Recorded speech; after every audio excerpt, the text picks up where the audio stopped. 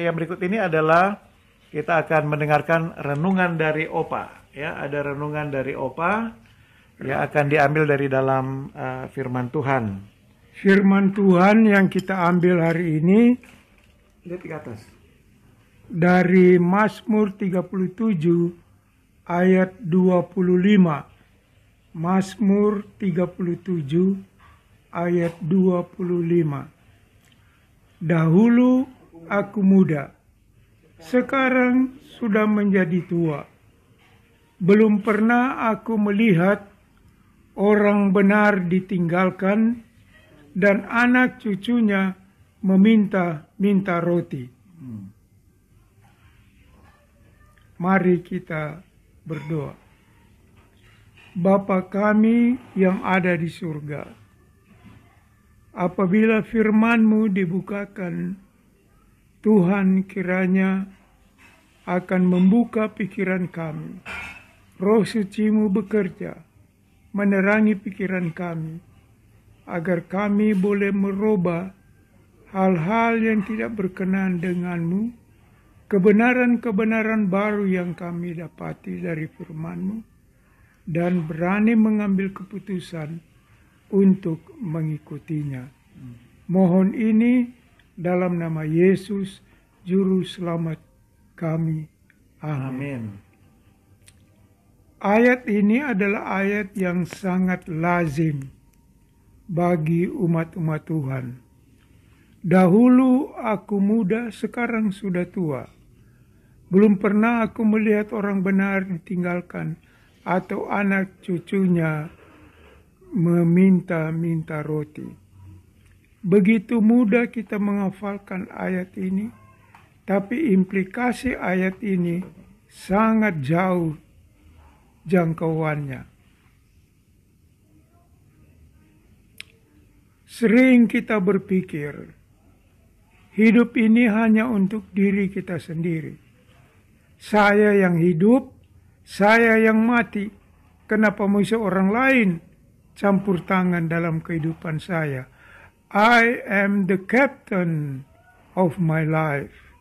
Saya adalah nakoda dari kehidupan saya. Saya yang menderita, saya yang senang.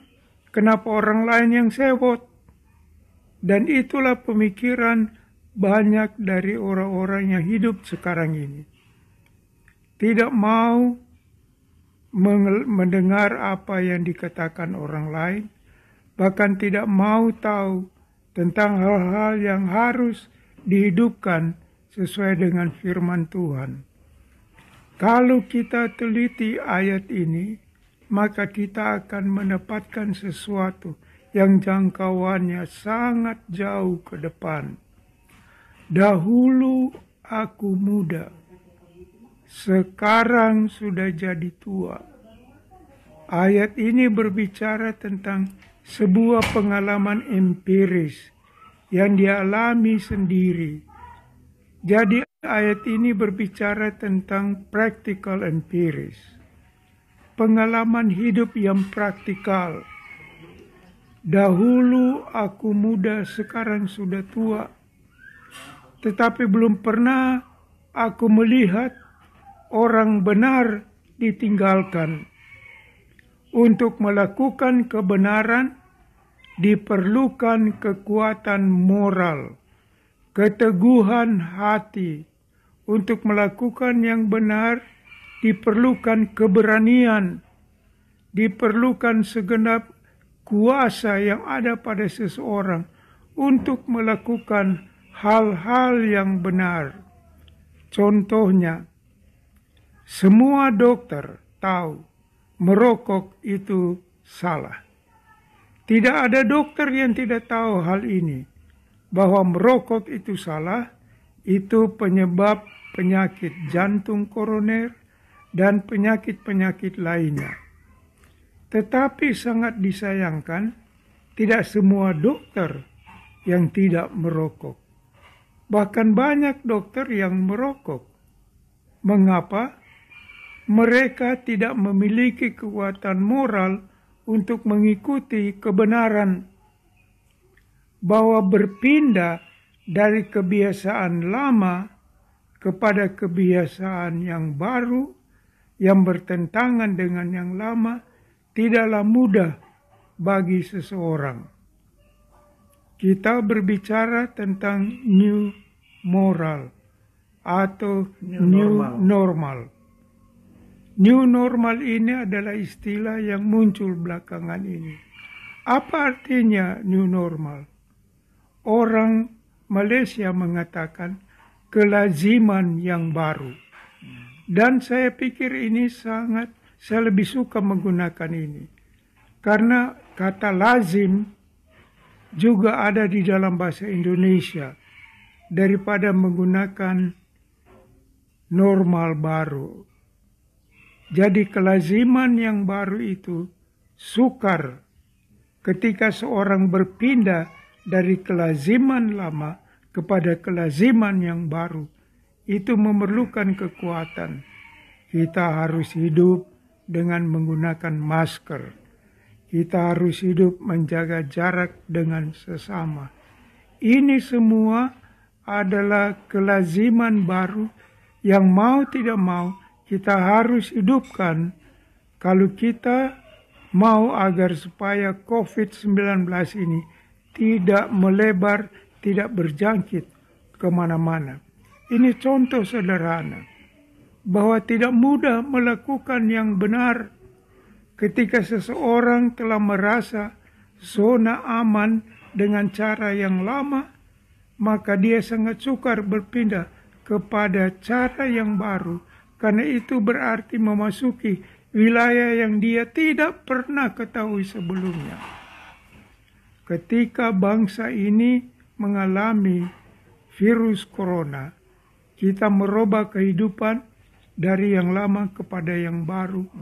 Kita harus merubah segala sesuatu. Kita tidak lagi berjabat tangan. Kita tidak lagi memeluk satu dengan yang lain.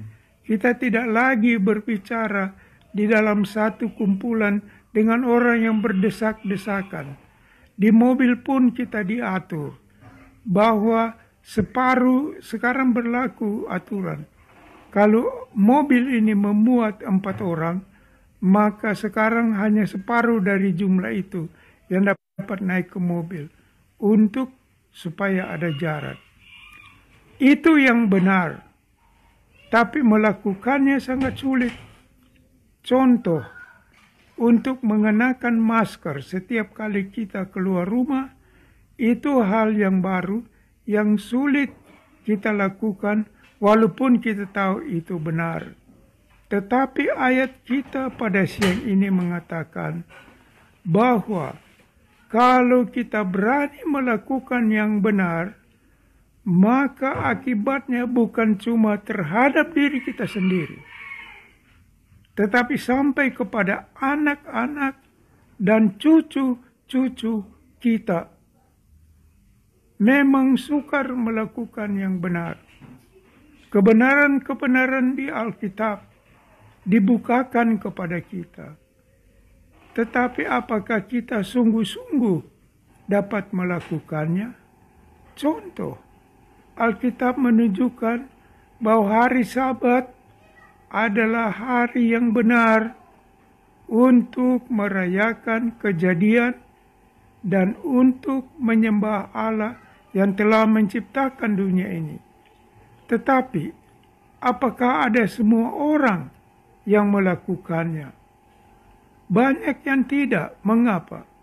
Terkungkung kepada normal yang lama. Tidak berani menerima kebenaran hari Sabat. Tidak berani melangkah keluar dari apa yang ternyata salah, lalu memeluk kebenaran. Tetapi pada siang ini saya mau ingatkan, apabila Anda melakukan yang benar yang firman Tuhan katakan, akibatnya bukan hanya untuk Anda sendiri, itu akan menurun sampai kepada anak-anak, bahkan sampai kepada cucu saudara. Melakukan yang benar memerlukan kekuatan, memerlukan perjuangan, memerlukan doa yang sungguh-sungguh, keberanian moral, tetapi itu akan menjangkau sampai kepada anak cucu kita. Dahulu aku muda, sekarang sudah tua. Belum pernah aku melihat orang yang benar ditinggalkan, atau anak dan cucu-cucunya menjadi peminta-minta, mengemis minta roti. Pilihan ada di tangan Anda. Hidupkan kebenaran. Jangan takut berbuat yang benar. Jangan malu berbuat yang benar. Dan selalu berpikir yang benar. Dan setiap saat siap untuk melakukan hal yang benar. Ini akan menjadi berkat bukan hanya kepada kita, tetapi sampai kepada anak-anak dan cucu-cucu kita. Saya sudah melihat itu dari pengalaman saya sendiri. Ketika saya dibesarkan ibu saya, seorang wanita yang tidak takut melakukan apa yang benar. Dia berjuang untuk selalu melakukan yang benar. Dan dia mendapatkan upahnya. Ketika anaknya juga melakukan apa yang benar. Dan ketika anaknya melakukan apa yang benar, setahu yang dia ketahui, maka anak-anaknya juga atau cucu-cucunya juga diberkati. Kalau Tuhan sudah memberkati hidup saya, hidup anak-anak saya, dan hidup cucu-cucu saya, oleh sebab kita melakukan yang benar, berani berbuat benar, mari kita semua siap, jangan malu berbuat yang benar, jangan takut melakukan apa yang benar, dan setiap saat hidup benar. Tuhan memberkati. Amin. Luar biasa. Kita semua sudah tertantang pada sabat ini untuk melakukan yang benar, yang berkenan kepada Tuhan. Terima kasih untuk Opa, waktunya sudah diberikan untuk kita semua dan untuk semua viewers yang sudah menyaksikan dari berbagai daerah di Indonesia. Ada yang dari Bali, ada dari Jakarta, Bandung, Surabaya, dari berbagai tempat sampai di Singapura, ada juga dari luar negeri di Thailand. Terima kasih banyak saudara-saudara. Ini adalah satu berkat bagi kami, kekuatan mengetahui bahwa dalam menjalani kehidupan kami ini, kami tidak sendirian, Opa tidak sendirian, ada banyak yang sangat peduli dan menyokong dalam berbagai aspek kehidupan. Tidak kami bisa balas satu persatu message-nya saudara-saudara yang saudara sudah nyatakan pada tayangan ini, tapi doa kami semoga Tuhan memberkati kita semua.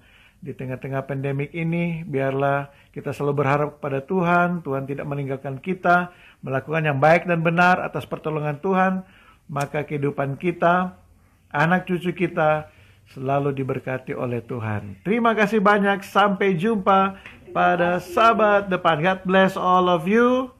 Love from all of us in Manado. In Manado ada Oma juga di sana. Terima kasih. Oma yang ada di latar samping dari kamera kita pada saat ini. God bless all of us. Bye. Happy Sabat.